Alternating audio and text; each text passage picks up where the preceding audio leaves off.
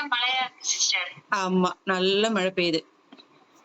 இப்போ சிங்கிள் லீஃபாவும் நம்ம ஒரே ஒரு லீஃப் மட்டும் வச்சு நான் ஸ்டிச் பண்ணலாம். ஓகேவா? அப்ப ஒரே ஒரு லீஃப், அதுக்கு நடுவுல வந்து நான் என்ன ஃபில்லிங் வேணாலும் குடுத்துக்கலாம்.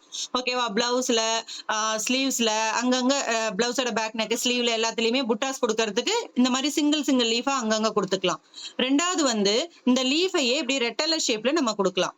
ஓகேவா? சோ இப்படி ஒரு லீஃப், இப்படி ஒரு லீஃப். ஓகேவா? இப்போ இப்படி ஒரு லீஃப் குடுக்குறேன். அடுத்து அதே பேக்ல இந்த பக்கம் ஒரு லீஃப் குடுக்குறேன். ஓகேவா? 2. தேர்ட் ஒன் எப்படி குடுக்கலாம்?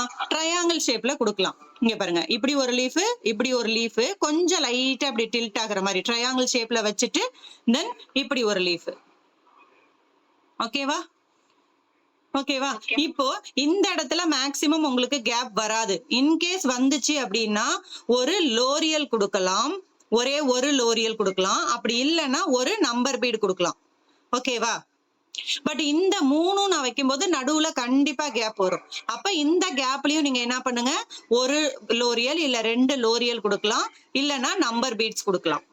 ஓகேவா? சிஸ்டர் அந்த